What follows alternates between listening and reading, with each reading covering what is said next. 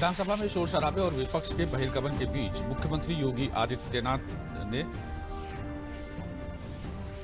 विपक्षी दलों पर जमकर साधा निशाना। कहा, सांप्रदायिक और जातिवादी मानसिकता के चलते समाज को बांटना चाहते हैं विपक्षी दल। वैश्विक महामारी कोविड-19 के दौरान प्रदेश सरकार द्वारा किए गए काम को सीएम योगी ने बताया उपलब्धि। कहा, प्रवासी मजदूर और छात्रों को पहुंचाया घर। प्रदेश में हर गरीब को उपलब्ध करवाया मुफ्त राशन। प्रदेश विधानसभा अनिश्चितकाल के लिए स्थगित।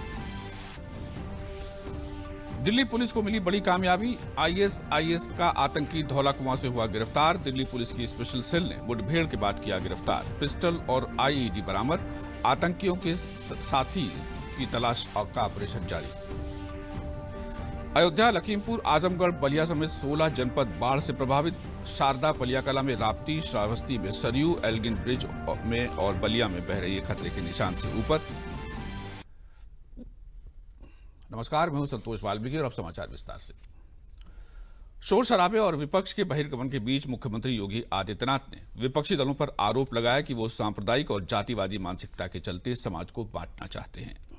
पिछले दिनों भगवान परशुराम को लेकर सपा बसपा के बयानों पर जवाब देते हुए मुख्यमंत्री ने कहा कि प्रदेश में विभाजनकारी नीतियां कभी सफल नहीं हो सकती।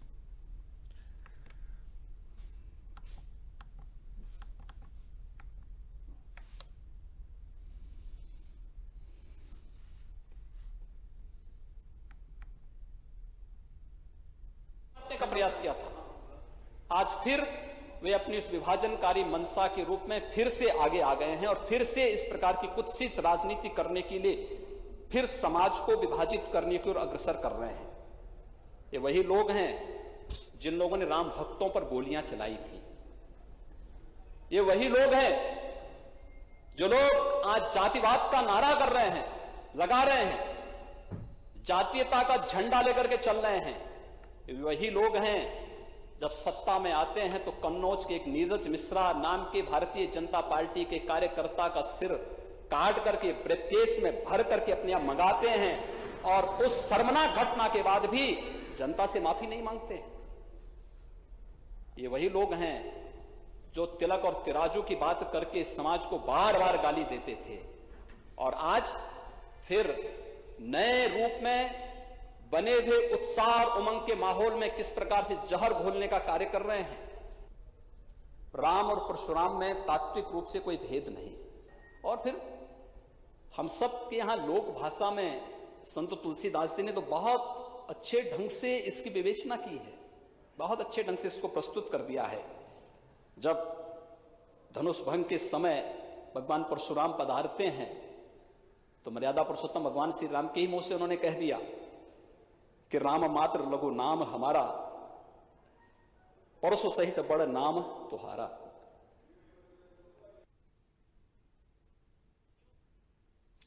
मुख्यमंत्री योगी आदित्यनाथ ने कहा कि वैश्विक महामारी कोविड-19 के चलते देश भर में हुए लॉकडाउन के दौरान गरीबों को उनकी सरकार ने लगातार खाद्यान्न उपलब्ध करवाया, जो अब भी दिया जा रहा है।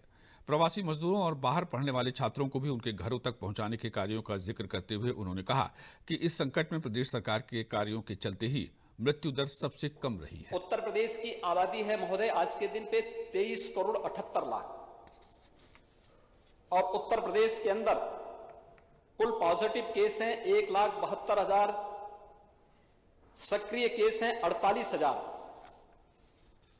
उपचारित हुए हैं 1,21,000, मृत्यु हुई है 2,700, कुल टेस्ट हुए हैं 41,84,900। हमारे पास 10 लाख पे केस कुल 744 हैं। मृत्यु प्रति 10 लाख में 12 है और मृत्यु दर है 1.6%। ये देश के अंदर न्यूनतम मृत्यु दर है। 25 मार्च को लॉकडाउन प्रारंभ होने के साथ ही सिफारिश भी लागू होती है और प्रदेश ने 34 लाख से अधिक निर्माण श्रमिक, स्ट्रीट वेंडर, पल्लेदार, कुली, इन सबको भरण पोषण भत्ता देने का कार्य प्रारंभ किया और उत्तर प्रदेश पहला राज्य था जिसने उन गरीबों के लिए इस प्रकार के कार्य की योजना को लागू किया और फिर पूरे देश के अंदर इस कार्यक्रम को लागू किया गया। महोदय 18 करोड़ लोगों को अप्रैल माह से लेकर के अब तक लगातार महीने में 2-2 बार खाद्यान्न देने का कार्य हो रहा है उत्तर प्रदेश के अंदर, प्रधानमंत्री गरीब कल्याण पैकेज के अंतर्गत और उत्तर प्रदेश पीडीएस की जो स्कीम है उसके अंतर्गत भी ये कार्यक्रम लगातार चल रहे हैं। कोरोना कालखंड में उत्तर प्रदेश पहला राज्य था जिसने किसानों की कोई भी समस्या को बाधित नहीं होने दिया। समय पे फसल की कटाई हो, हार्वेस्टर पहुंचे, रेपर पहुंचे, किसानों के यहां उनको कंबाइन मशीन उपलब्ध हो जाए, हमने परमिशन दी, वहां पर हर प्रकार की सुविधाएं उपलब्ध करवाई, सारे कार्यक्रम आगे बढ़े।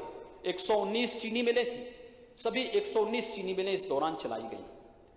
2500 कोल्ड स्टोरेज थे, सभी कोल्ड स्टोरेज चलाए गए। और तो और उत्तर प्रदेश के सामने 25 को लॉकडाउन होता है मार्च को, 27 तारीख को दिल्ली से जबरन उत्तर प्रदेश और बिहार के लोगों को भगा दिया जाता है। और उसके बाद जो स्थिति पैदा होती है, जिस प्रकार की स्थिति पैदा होती है दिल्ली बॉर्डर पर, गाजियाबाद में, नोएडा में, उत्तर प्रदेश परिवहन निगम ने अगले 48 घंटे के अंदर सभी 3.5 से 4 लाख उत्तर प्रदेश वासियों को भी और बिहार वासियों को भी सुरक्षित उनके गांव तक या क्वारंटीन सेंटर तक पहुंचाने का कार्य किया। ये उत्तर प्रदेश ने ही किया। प्रदेश विधानसभा के मानसून सत्र के आज तीसरे और अंतिम दिन विपक्ष ने सदन में जोरदार हंगामा किया। सपा, बसपा और कांग्रेस सदस्यों ने वेल में आकर प्रदेश की कानून व्यवस्था और कोरोना महामारी पर ठीक काम न कर पाने का आरोप लगाया। विपक्ष के शोर शराबे के बीच संसदीय कार्य मंत्री सुरेश खन्ना ने 17 विधेयक सदन के पटल पर रखे, जिसे ध्वनि मत से सभी विधेयकों को पारित कर दिया गया। आज सुबह जब विधानसभा शुरू हुई तो विधानसभा अध्यक्ष हृदय नारायण दीक्षित ने सदन को सूचित किया कि दो पूर्व विधायक विवेक सिंह और कुंवर बहादुर का निधन हो गया है, जिन्हें सदन ने 2 मिनट मौन रखकर श्रद्धांजलि दी। समाजवादी पार्टी और अन्य विपक्षी दलों ने नियम 300 के तहत प्रदेश की कानून व्यवस्था पर चर्चा कराए जाने की मांग की। सूचना आग्रह किए जाने पर वेल में आकर उन्होंने नारेबाजी की। इस बीच शोर शराबे के बीच ही राज्यपाल के संदेश को पढ़ा हुआ माना गया और विभिन्न 17 विधेयकों पर सदन की अनुज्ञा ली गई। दिल्ली पुलिस की स्पेशल सेल को आज एक बड़ी कामयाबी हाथ लगी है। दिल्ली पुलिस ने आतंकी संगठन आईएसआईएस के कथित रूप से जुड़े एक आतंकी को आईईडी के साथ गिरफ्तार किया है। जानकारी के अनुसार कल रात करीब 12 बजे धौला कुआं से करोल बाग के रास्ते पर रिंग रोड के पास ये मुठभेड़ हुई, जिसके बाद ये आतंकी पकड़ा गया। आतंकी के पास से आईईडी और पिस्टल बरामद किए गए हैं।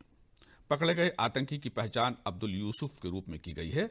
जांच एजेंसियों के अनुसार आतंकी दिल्ली के खास इलाके को टारगेट करने के लिए आया था, हालांकि उसके मकसद का अभी पता नहीं चल पाया है। आतंकी की निशानदेही पर दिल्ली में और दिल्ली से बाहर ऑपरेशन जारी है। पुलिस को उसके साथियों की तलाश है। दिल्ली पुलिस की स्पेशल सेल द्वारा धौला कुआं में मुठभेड़ के बाद गिरफ्तार किए गए आईएसआई आतंकी को लोधी कॉलोनी में स्पेशल सेल के ऑफिस लाया गया है। नई दिल्ली में एक आतंकी की गिरफ्तारी के बाद प्रदेश के एडीजी एलओ प्रशांत कुमार ने आज बताया कि दिल्ली पुलिस ने आईएसआईएस से जुड़े एक व्यक्ति को गिरफ्तार किया है। दिल्ली के धौला कुआं नियर आर्मी स्कूल से इसे गिरफ्तार किया गया है। इसके पास से आपत्तिजनक सामग्री भी बरामद की गई है। उन्होंने कहा कि इनके साथियों की यूपी में सक्रिय होने से इनकार नहीं किया जा सकता। होटल, मॉल, भीड़ वाले स्थानों, सभी धार्मिक स्थलों, रेलवे और बस स्टेशन पर चेकिंग के निर्देश दिए गए हैं। एटीएस, एसटीएफ, इंटेलिजेंस को सक्रिय रहने के निर्देश भी दिए गए हैं। पूरे यूपी को हाई अलर्ट पर रखा गया है। अंतर्राष्ट्रीय और अंतर्राज्यीय सीमाओं पर सतर्कता बरतने के निर्देश दिए गए हैं। रेलवे पुलिस को भी सतर्कता बरतने के लिए कहा गया है। गिरफ्त में आए हुए आतंकी बलरामपुर का निवासी होने के सवाल पर उन्होंने कहा कि कुछ जानकारी ऑपरेशन से जुड़ी हुई है जिन्हें अभी बताया नहीं जा सकता। इस ऑपरेशन में सभी एजेंसियां साथ में काम कर रही हैं। संबंधित एक व्यक्ति को आपत्तिजनक सामग्री के साथ गिरफ्तार किया गया है। गिरफ्तारी के बाद यह ज्ञात हुआ है कि इस व्यक्ति का संबंध उत्तर प्रदेश से है। इस व्यक्ति के अन्य साथियों के भी सक्रिय होने के इनकार नहीं किया जा सकता है। उपरोक्त के क्रम में शासन के निर्देशों के आलोक में पुलिस महानिदेशक उत्तर प्रदेश के द्वारा समस्त जनपदीय पुलिस अधिकारियों को सार्वजनिक स्थलों, होटल, ढाबों, धार्मिक स्थलों, न्यायिक भवनों, बस, रेलवे स्टेशन तथा भीड़ भाड़ के इलाकों आदि की गहन छानबीन कर पूर्ण सतर्कता बरते जाने के निर्देश दिए गए हैं। साथ ही साथ स्थानीय अभिसूचना तंत्र को और अधिक सक्रिय करने तथा एटीएस तथा एसटीएफ के सभी इकाइयों को भी सक्रिय करने के निर्देश दिए गए हैं ताकि कोई अप्रिय घटना घटित न हो सके। गाजियाबाद स्थित 8वीं वाहिनी एनडीआरएफ कैंपस में केंद्रीय परिवार कल्याण स्वास्थ्य मंत्री डॉक्टर हर्षवर्धन द्वारा एक पूर्णतया वातानुकूलित और आधुनिकतम सुविधाओं से लैस 10 बेड की क्षमता वाले चिकित्सालय का उद्घाटन किया गया। इस अवसर पर एनडीआरएफ के महानिदेशक एसएन प्रधान और सीएसआईआर के महानिदेशक शेखर सी मांडे के साथ साथ अन्य वरिष्ठ पदाधिकारी और गणमान्य लोग मौजूद रहे। डॉक्टर हर्षवर्धन ने कहा कि इस कोविड-19 की महामारी के चलते कोई भी सरकारी अथवा गैर सरकारी या प्राइवेट संस्था नहीं बची जिसने कि इस महामारी में अपना योगदान न दिया हो। उन्होंने एनडीआरएफ की तारीफ करते हुए कहा कि इस महाजंग में एनडीआरएफ ने भी पूरी तरह अपनी भागीदारी दिखाई और हर स्तर पर समाज की आगे आकर मदद की। उन्होंने सभी कोरोना वॉरियर्स के सहयोग को भी सराहा। कोविड-19 की वैक्सीन को लेकर डॉक्टर हर्षवर्धन ने कहा कि हम सकारात्मक रूप से इस वैक्सीन की तरफ अग्रसर हैं।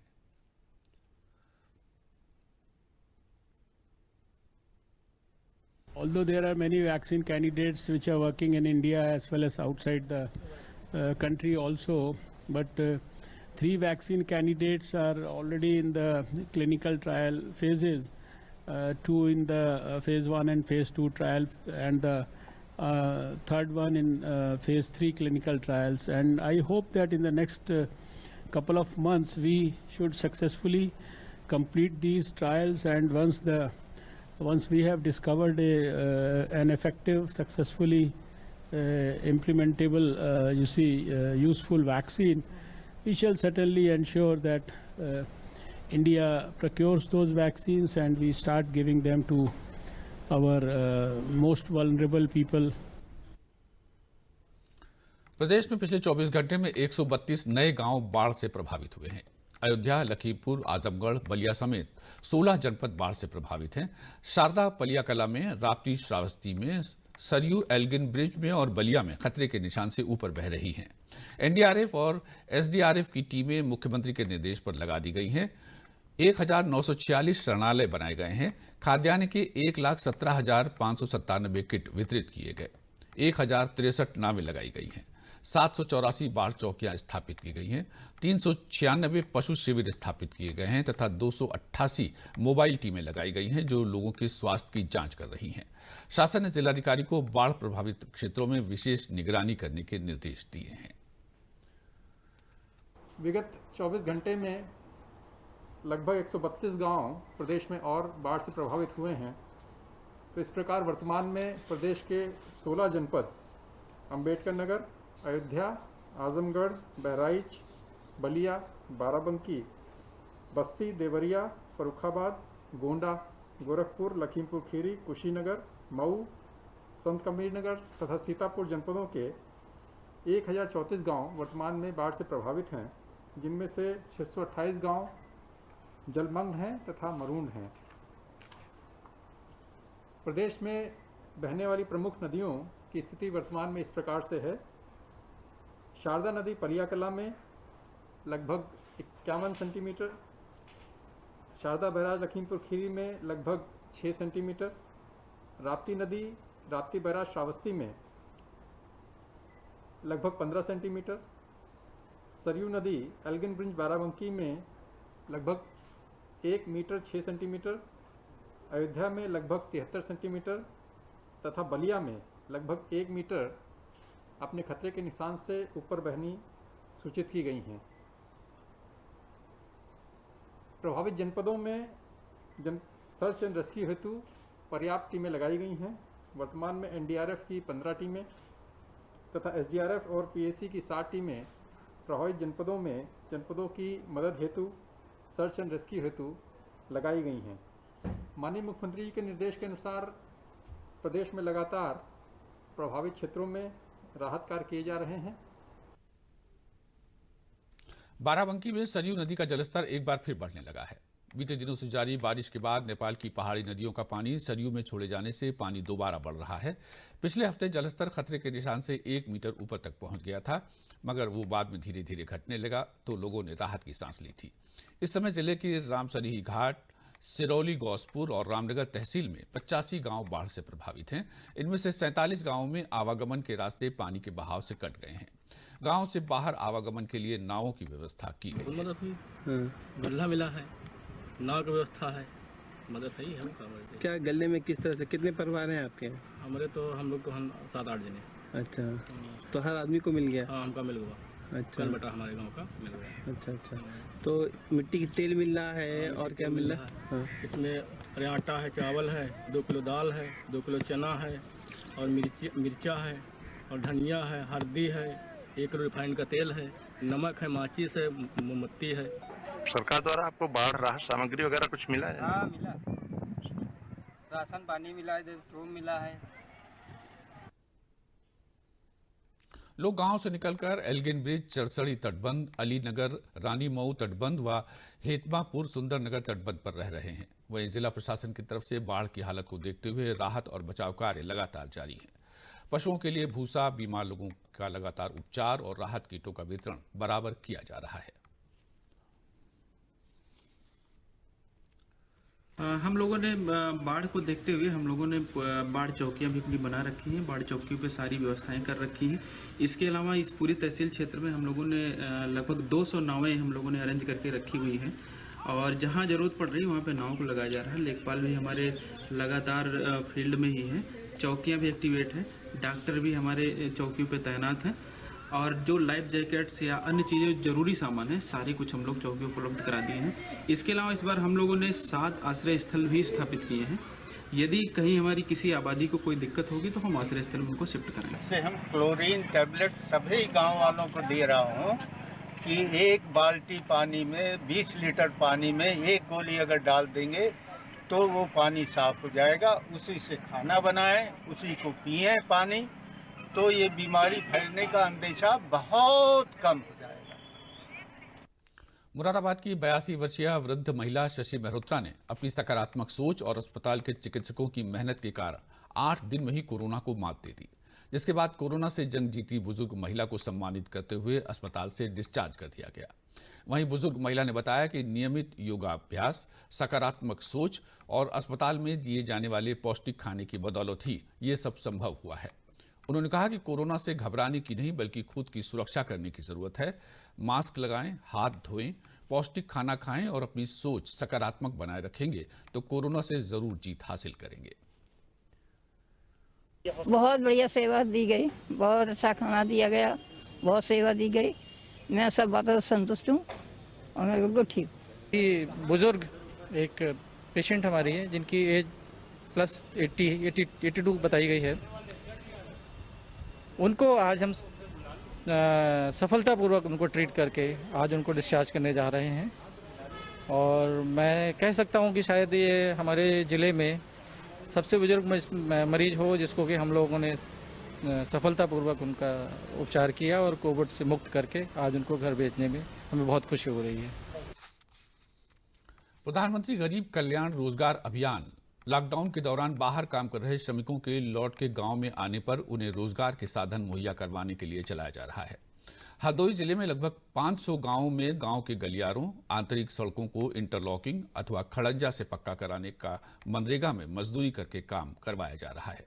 गांव के बेरोजगारों को गांव में ही काम उपलब्ध करवाकर आमदनी कराने के उद्देश्य से हरदोई जिले के संडीला ब्लॉक के ग्राम जलालपुर में गांव की आंतरिक गलियों में इंटरलॉकिंग कार्य करके मजदूरों को रोजगार दिया जा रहा है। जिले में कुल लगभग 40 किलोमीटर में गांव के गलियारों को खड़ंजा युक्त करने का कार्य किया गया है। इसमें लगभग 80,000 मानव दिवस सृजित करके कुशल और अकुशल मजदूरों को मजदूरी का भुगतान हुआ है। नाम उदय प्रताप है, हम यहाँ जलालपुर में रहते हैं और हमको काम मिला है और जो है हमको राशन मिलता है। मोदी जी का धन्यवाद है। प्रधानमंत्री को बहुत धन्यवाद करता हूँ हाथ जोड़ के कि हम लोगों को काम मिलता है मनरेगा की तरफ से। रोड अच्छी बन गई है, राशन भी फ्री मिलता है। कोटे की तरफ से प्रधान जी का भी धन्यवाद है। इसमें उन मजदूरों को रोजगार मिला है जो आज गांव में ही अपने बेरोजगार थे और गांव में ही चाहते थे उनको आजीविका का कोई साधन मिल जाए। आज ये सब सरकार को बहुत बहुत धन्यवाद दे रहे हैं और गांव में विकास कार्य की एक कड़ी और जुड़ी है। हरदोई से अभय शंकर गौड़, दूरदर्शन समाचार के लिए। पूर्वोत्तर रेलवे द्वारा रेल पथ को संरक्षित रखने के लिए कर्षण प्रहरी ऐप विकसित किया गया है। यह ऐप संरक्षित रेल परिवहन के लिए अभिनव प्रयोग है। विद्युत विभाग के पेट्रोलमैन द्वारा इस ऐप के लागू होने से पूर्व पैदल निरीक्षण के दौरान OHE से जुड़ी खामियों को कागज पर नोट किया जाता था और एसेट में पाई गई कमियों की जानकारी संबंधित अधिकारियों तक देर में पहुंचती थी। इस ऐप के लागू हो जाने से ट्रैक्शन पेट्रोलमैन द्वारा पैदल निरीक्षण ज्यादा प्रभावी और गुणवत्तापूर्ण हो गया है। NER इज्जतनगर मंडल के जनसंपर्क अधिकारी राजेंद्र सिंह ने बताया, पेट्रोलमैन के मोबाइल में उपलब्ध इस ऐप में उन सभी कमियों तथा फाल्टों का उल्लेख होता है जो पैदल निरीक्षण के दौरान पेट्रोलमैन के संज्ञान में आ सकती हैं। इस प्रणाली में उपलब्ध GPS के माध्यम से संबंधित ट्रैक पेट्रोलमैन का लोकेशन भी मिलता रहता है। रेलवे के इस ऐप से रेल हादसों पर भी लगाम लगेगी और सफर सुरक्षित होगा।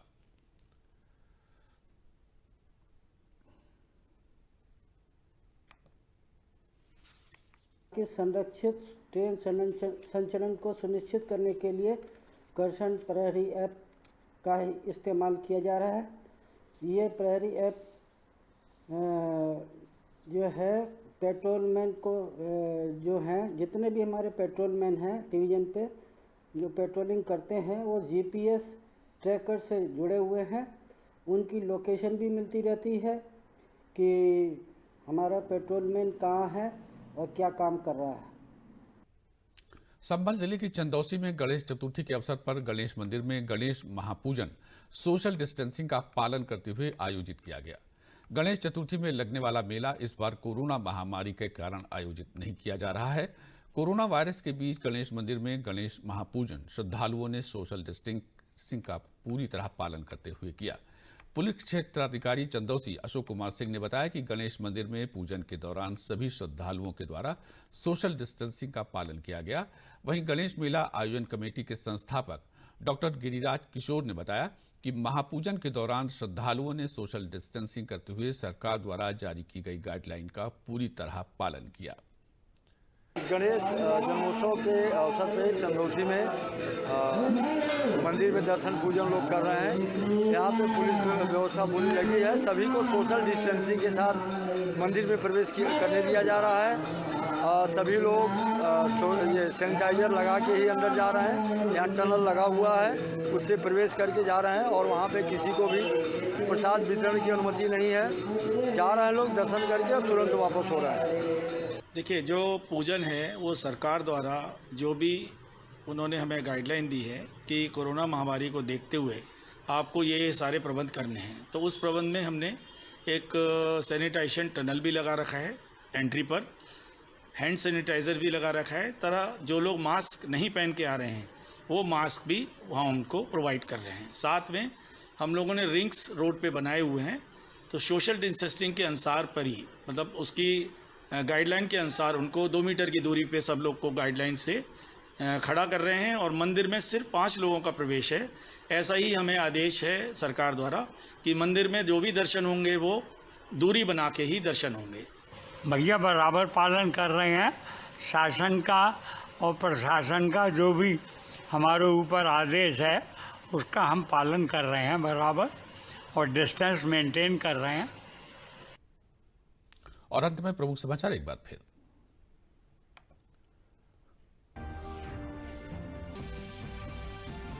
विधानसभा में शोर शराबे और विपक्ष के बहिर्गमन के बीच मुख्यमंत्री योगी आदित्यनाथ ने विपक्षी दलों पर जमकर साधा निशाना। कहा, सांप्रदायिक और जातिवादी मानसिकता के चलते समाज को बांटना चाहते हैं विपक्षी दल। वैश्विक महामारी कोविड-19 के दौरान प्रदेश सरकार द्वारा किए गए काम को सीएम योगी ने बताया उपलब्धि। कहा, प्रवासी मजदूर और छात्रों को पहुंचाया घर। प्रदेश में हर गरीब को उपलब्ध करवाया मुफ्त राशन। प्रदेश विधानसभा अनिश्चितकाल के लिए स्थगित। दिल्ली पुलिस को मिली बड़ी कामयाबी। ISIS का आतंकी धौला कुआं से हुआ गिरफ्तार। दिल्ली पुलिस की स्पेशल सेल ने मुठभेड़ के बाद किया गिरफ्तार। पिस्टल और IED बरामद। आतंकी के साथियों की तलाश के लिए ऑपरेशन जारी। अयोध्या, लखीमपुर, आजमगढ़, बलिया समेत 16 जनपद बाढ़ से प्रभावित। शारदा, पलिया कला में, राप्ती, श्रावस्ती में, सरयू एल्गिन ब्रिज में और बलिया में बह रही है खतरे के निशान से ऊपर। इसी के साथ समाचार समाप्त हुए। नमस्कार।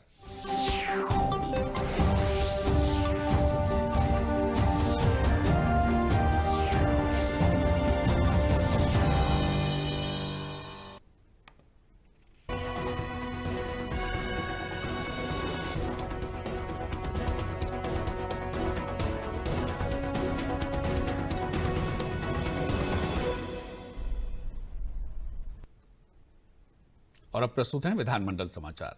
पहले समाचार विधानसभा से। मानसून सत्र का तीसरा और आखिरी दिन हंगामेदार रहा। सदन की कार्रवाई शुरू होते ही विपक्ष के सदस्य कानून व्यवस्था सहित अन्य मुद्दों पर चर्चा कराने की मांग करने लगे। विधानसभा अध्यक्ष हृदय दीक्षित ने 2 पूर्व सदस्यों के निधन की सूचना दी। उन्होंने सदन को सूचित किया कि विधानसभा के पूर्व सदस्य विवेक कुमार सिंह तथा कुंवर बहादुर मिश्र का निधन हो गया है। दिवंगत दोनों सदस्यों को श्रद्धांजलि देने के लिए 2 मिनट का मौन रखने के बाद सदन की कार्रवाई शुरू होते ही विपक्षी सदस्य कानून व्यवस्था सहित अन्य मुद्दों को लेकर वेल में आ गए और सरकार के खिलाफ नारेबाजी करने लगे। विपक्षी सदस्यों के शोर शराबे और हंगामे के बीच ही सदन के विधायी कार्य निपटाए गए। विपक्षी सदस्यों के शोर शराबे और हंगामे के कारण सदन की कार्रवाई 2 बार स्थगित हुई। कोरोना और कानून व्यवस्था के मुद्दे पर विपक्ष के जबरदस्त हंगामे के बीच ही संसदीय कार्य मंत्री सुरेश खन्ना ने 17 विधेयक पेश किए और शोर शराबे के बीच इन्हें पारित भी करा लिया। कांग्रेस और सपा के सदस्य नारेबाजी कर रहे थे। विधेयक पारित होने से पहले ही कांग्रेस, बसपा और सपा ने सदन से वॉकआउट किया। संसदीय कार्य मंत्री सुरेश कुमार खन्ना ने कहा कि कानून व्यवस्था के मुद्दे पर सरकार जीरो टॉलरेंस की नीति पर काम कर रही है। मुख्यमंत्री योगी आदित्यनाथ ने भी कानून व्यवस्था सहित अन्य मुद्दों पर विपक्ष को करारा जवाब दिया। अपने लगभग 1 घंटे के संबोधन में जहां उन्होंने अयोध्या में प्रधानमंत्री नरेंद्र मोदी द्वारा किए गए भूमि पूजन को ऐतिहासिक बताया, वहीं राम मंदिर का विरोध करने वालों को भी आईना दिखाया। उन्होंने कहा कि राम का विरोध करने वाले लोग परशुराम के बहाने राम का नाम ले रहे हैं। उन्होंने कहा कि कोरोना काल में 18 करोड़ लोगों को महीने में 2 बार खाद्यान्न दिया जा रहा है। कोरोना संक्रमण के बावजूद अन्नदाता किसानों की समस्या को बाधित नहीं होने दिया गया। कोरोना के दौरान ही यूपी में रह रहे बिहार, हरियाणा, मध्य प्रदेश और अन्य राज्यों के लोगों को उनके घरों में भेजा गया। इस मौके पर उन्होंने घोषणा की कि 1 साल के अंदर सभी गांवों और मजरों तक बिजली पहुंचाएंगे। मुख्यमंत्री के संबोधन के पश्चात संसदीय कार्य मंत्री सुरेश कुमार खन्ना के प्रस्ताव पर सदन की कार्यवाही अनिश्चितकाल के लिए स्थगित कर दी गई।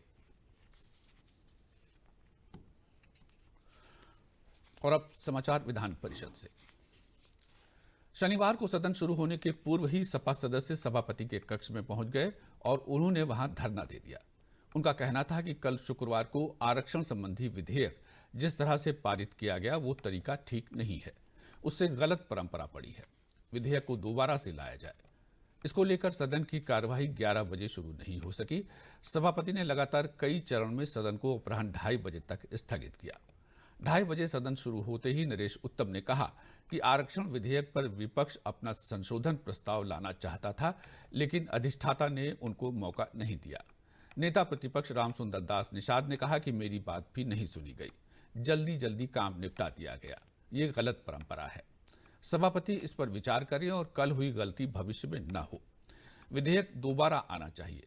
कांग्रेस के दीपक सिंह ने कहा कि यह लोकतांत्रिक प्रक्रिया नहीं है। सपा सदस्यों के आक्षेप पर श्रम मंत्री स्वामी प्रसाद मौर्य ने सत्ता पक्ष से मोर्चा संभाला और कहा कि यह विवाद सत्ता पक्ष से नहीं है। पीठ की व्यवस्था आ जाती है तो उस पर सवाल नहीं खड़ा कर सकते। सदन पीठ से चलता है। निर्देश यदि आ गया है तो उस पर उन्माद करना ठीक नहीं। उन्होंने कहा कि संविधान सर्वोपरि है। संविधान के निर्देशों के विपरीत कोई आचरण नहीं कर सकता है, क्योंकि सुप्रीम कोर्ट संरक्षक की भूमिका में है। सपा सदस्य सुनील साजन और लीलावती कुशवाहा ने स्वामी प्रसाद मौर्य के बयान पर पलटवार करते हुए कहा कि सरकार गरीबों की वाकई हितैषी है तो जनगणना 2021 में जातियों की गणना भी करवाए। नेता सदन डॉक्टर दिनेश शर्मा ने कहा कि जातिगत गणना करवाने के लिए जो तर्क दिए जा रहे हैं वे अव्यवहारिक हैं। मामला कोर्ट में है, हमें टिप्पणी से बचना चाहिए। आरक्षण विधेयक को लेकर पीठ ने निर्णय लिया, उस पर सवाल नहीं खड़ा किया जा सकता। निर्णय लेने के लिए पीठ स्वतंत्र होती है।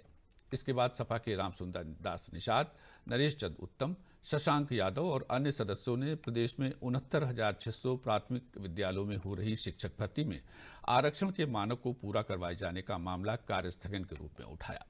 सपा के नरेश चंद उत्तम, आनंद भदौरिया, राजेश कुमार यादव और अन्य सदस्यों ने प्रदेश में प्रभावी बाढ़ नियंत्रण करवाए जाने का मामला कार्यस्थगन के रूप में उठाया। सदन में प्रदेश सरकार की ओर से 27 विधेयक रखे गए और सभी विधेयक पास हो गए। इसके साथ ही विधान परिषद अनिश्चितकाल के लिए स्थगित कर दी गई। इसी के साथ विधानमंडल समाचार समाप्त हुए। नमस्कार।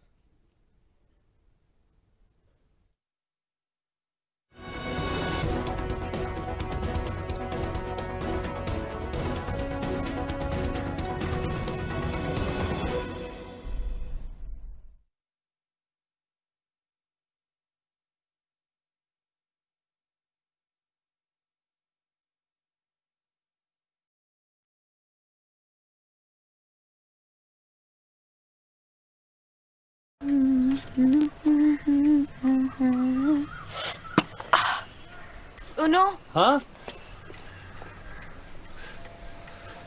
अभी गाड़ी बुलाता हूँ।